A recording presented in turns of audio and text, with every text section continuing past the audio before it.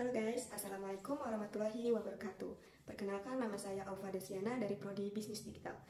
Saya berasal dari Universitas Muhammadiyah Muara Bungu. Di sini saya ditugaskan untuk menerangkan materi sumber daya manusia dan organisasi kerja.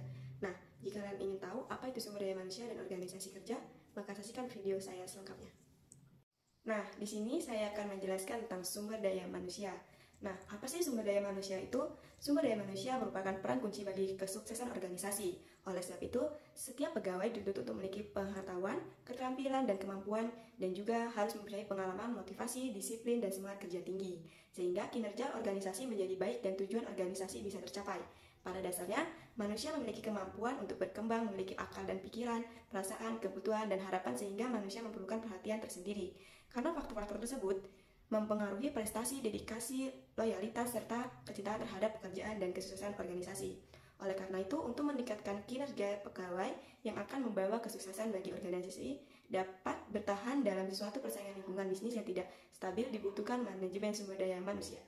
Nah, selain sumber daya manusia, di sini saya akan menjelaskan tentang organisasi. Organisasi merupakan bagian tidak terpisahkan dari kehidupan manusia. Setiap manusia hidup di dalam sebuah organisasi. Nah, di sini saya akan menjelaskan salah satu organisasi menurut para ahli. Yang pertama ada Gibson, Ivanckevics, dan Donnelly 1996 mendefinisikan organisasi sebagai wadah yang memungkinkan masyarakat dapat meraih hasil yang sebelumnya tidak dapat dicapai oleh individu secara sendiri-sendiri. Nah, lebih jauhnya, ketiganya menyebutkan bahwa organisasi adalah suatu unit koordinasi yang terdiri setidaknya 2 orang yang berfungsi mencapai satu sasaran tertentu. Nah, materi kedua yaitu perbedaan manajemen sumber daya manusia dan sumber daya manusia. Nah, dalam definisi, mereka ini berbeda, yang dimana sumber daya manusia merupakan orang-orang yang bekerja di organisasi dan berkontribusi pada pencapaian tujuan organisasi. Nah, sedangkan manajemen sumber daya manusia suatu proses untuk mengelola sumber daya manusia secara efektif dan efisien agar dapat mencapai tujuan organisasi tersebut. Nah, dalam fokusnya, sumber daya manusia berfokus pada individu dan bagaimana mereka dapat berkontribusi pada organisasi. Nah, sedangkan manajemen sumber daya manusia berfokus pada sistem dan proses yang digunakan untuk mengolah sumber daya manusia. Nah, yang ketiga itu ada pendekatannya, mereka ini berbeda, yang mana sumber daya manusia itu merupakan pendekatan tradisional yang berfokus pada administrasi dan kepatuhan.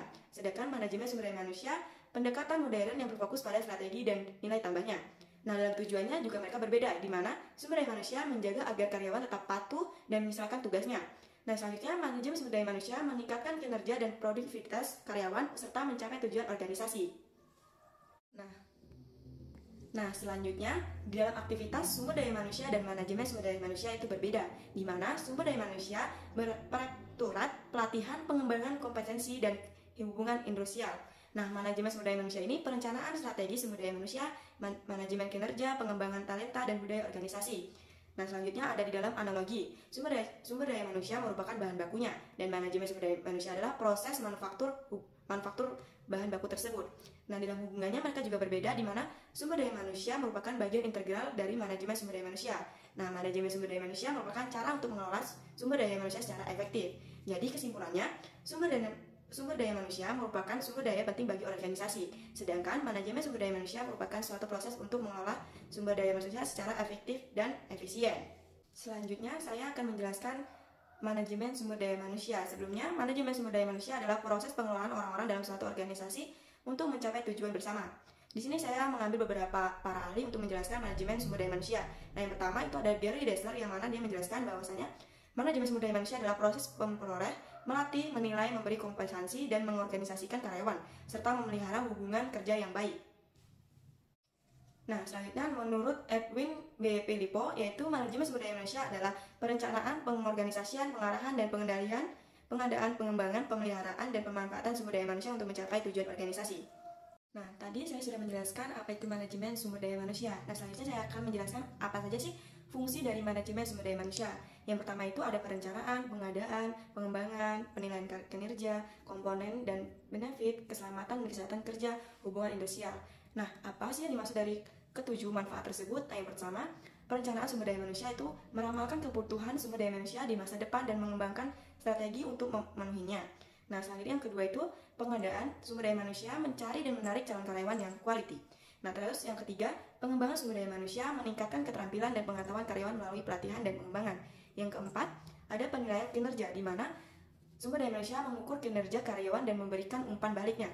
Nah, yang kelima, kompetensi dan benefit, yaitu memberikan gaji atau tunjangan dan penghargaan yang kompetitif kepada karyawan. Nah, selanjutnya ada keselamatan dan kesehatan kerja, di mana menciptakan hubungan kerja yang aman dan sehat bagi karyawannya. Selanjutnya ada hubungan industrial, yaitu membangun hubungan yang baik antara karyawan dan manajemen. Nah, yang selanjutnya di sini saya akan menjelaskan manfaat manajemen sumber daya manusia. Yang pertama ada meningkatkan kinerja dan produktivitas karyawan. Yang kedua, meningkatkan referensi karyawan dan mengurangi turnover. Yang ketiga, meningkatkan employer branding dan menarik talenta terbaik. Yang keempat, meningkatkan kepuasan kerja dan moral karyawan. Yang kelima, ada meningkatkan daya saing organisasi. Selanjutnya ada misi organisasi dan strategi, di mana misi organisasi adalah penyataan tentang apa yang ingin dicapai oleh organisasi dalam jangka panjang. Misi yang baik harus memenuhi beberapa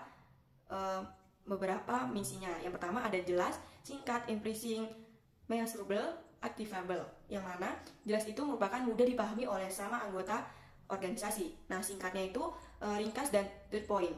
Nah, yang selanjutnya ada inspiring, yang memotivasi anggota organisasi untuk mencapai tujuan. Nah, selanjutnya ada measurable, yaitu dapat diukur dari keberhasilannya. Yang terakhir ada activable, merupakan realitas dan dapat dicapai. Salah satu contoh misinya itu adalah menjadi perusahaan teknologi terdepan di dunia, meningkatkan kualitas hidup masyarakat melalui pendidikan, memberikan layanan kesehatan terbaik bagi semua orang. Nah, itu misi organisasi dan strategi. Nah, selanjutnya ada hasil manajemen sumber daya manusia dan organisasi. Manajemen sumber daya manusia dan organisasi memiliki beberapa hasil utama. Yang pertama ada peningkatan kinerja karyawan. Karyawan lebih terampil dan kompeten, karyawan lebih termotivasi dan produktif, karyawan lebih puas dalam pekerjaan mereka. Dan yang kedua ada peningkatan kinerja organisasi, yaitu pertama peningkatan profitabilitas, peningkatan daya saing, peningkatan citra perusahaan. Yang ketiga ada peningkatan keunggulan kompetitif. Yang pertama memiliki karyawan yang lebih terampil dan kompeten, memiliki budaya organisasi yang kuat, memiliki sistem dan proses yang efisien dan efektif. Selanjutnya peningkatan referensi karyawan, yang dimana karyawan lebih loyal dan berdedikasi, turnover karyawan rendah. Nah, selanjutnya yang kelima ada peningkatan kepatuhan terhadap hukum, di mana perusahaan terhindar dari denda dan sanksi, reputasi perusahaan tetap terjaga. Nah, nomor 6, peningkatan keberagaman dan inklusi, di mana tempat kerja yang lebih beragam dan inklusif, karyawan lebih merasa dihargai dan dihormati. Nah, selanjutnya peningkatan keselamatan dan kesehatan kerja, di mana kecelakaan kerja berkurang, karyawan lebih sehat dan bahagia. Selanjutnya nomor 8 yaitu peningkatan keberhasilan implementasi strategi, di mana strategi organisasi lebih mudah tercapai, organisasi lebih adaptif terhadap perubahannya. Contoh hasil manajemen sumber daya manusia dan organisasi yaitu perusahaan X berhasil meningkatkan probabilitasnya sebesar 15% dalam 1 tahun setelahnya, menerapkan program pelatihan dan pengembangan karyawan yang baru. Perubahan Y berhasil mengurangi turnover karyawannya dari 20% menjadi 10% dalam 2 tahun setelahnya, menerapkan program referensi terhadap karyawan yang baru.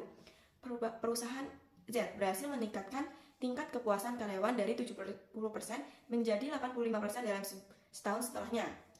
Itu tadi hasil dan contoh dari sumber daya manusia dan organisasi. Selanjutnya saya akan menjelaskan tentang HRD. Nah, HRD merupakan komponen yang penting dari bisnis apapun. Terlepas dari besarnya perusahaan, menurut Intropedia, HRD bertugas memaksimalkan produktivitas karyawan dan melindungi perusahaan dari masalah apapun yang mungkin timbul dalam angkatan kerja tersebut. Tanggung jawab HRD mencakup kompensasi dan tunjangan, perakutan, pemberhentian, dan selalu mengikuti undang-undang. Nah, terkadang HRD juga disebut sebagai personalia. Namun pada beberapa perusahaan, peran bidang personalia tidak sama dengan HRD. Nah, di sini saya akan menjelaskan beberapa pengertian tentang HRD menurut para ahli. Yang pertama ada Dr. Thelma Muhammad Tiwa, di mana dia menjelaskan bahwasanya HRD adalah bagian atau definisi yang bertugas mengatur serta mengembangkan sumber daya manusia, sekaligus kemampuan seluruh karyawan yang ada di dalam suatu perusahaan. Nah, selanjutnya itu adalah menurut Profesor Dr. Ahmad Sesuki, yaitu menjelaskan bahwasanya HRD merupakan suatu proses yang terencana untuk meningkatkan pengetahuan, keterampilan, dan sikap karyawan agar dapat melaksanakan pekerjaan secara efektif dan mencapai tujuan perusahaan. Nah, selanjutnya yang ketiga itu ada Dessler, yang dimana dia menjelaskan bahwasanya HRD adalah serangkaian kegiatan yang terencana untuk membantu karyawan belajar pengetahuan, keterampilan, dan sikap yang diperlukan untuk memaksimalkan pekerjaan secara efektif. Nah, itu beberapa para ahli yang memutuskan bahwa HRD itu apa saja pengertiannya. Jadi kesimpulannya, HRD adalah suatu proses yang terencana untuk mengembangkan potensi karyawan agar dapat bekerja secara efektif dan mencapai tujuan perusahaan. Di sini saya akan menyebutkan beberapa fungsi HRD. Yang pertama ada perencanaan, rekrutmen, pengembangan dan pelatihan, manajemen kerja, komponen benefit, hubungan industrial, dan keselamatan kinerja kerja.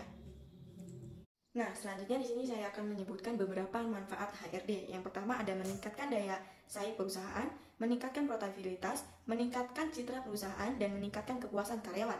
Nah, selain itu, ternyata HRD memiliki tantangan, yaitu pertama ada globalisasi, kemajuan teknologi, perusahaan yang persaingan yang ketat. Nah, selanjutnya ada tren HRD. Yang pertama adalah penggunaan teknologi, fokus pada pengembangan talenta, peningkatan engagement karyawan, dan fokus pada budaya organisasi. Jadi kesimpulannya adalah HRD adalah fungsi yang penting dalam organisasi yang berperan dalam mengembangkan potensi karyawan dan mencapai tujuan perusahaan. Nah, mungkin itu saja yang dapat saya jelaskan mengenai sumber daya manusia dan organisasi dalam kinerja. Mungkin cukup jelas penjelasan dari saya, dan kesimpulan dari semuanya itu sumber daya manusia itu sangat penting di dalam sebuah organisasi. Nah, ternyata di dalam sumber daya manusia dan organisasi kerja itu terdapat HRD yang berfungsi mengelola dan menjalankan sumber daya manusia tersebut. Sekian penjelasan dari saya akhiri. Wassalamualaikum warahmatullahi wabarakatuh.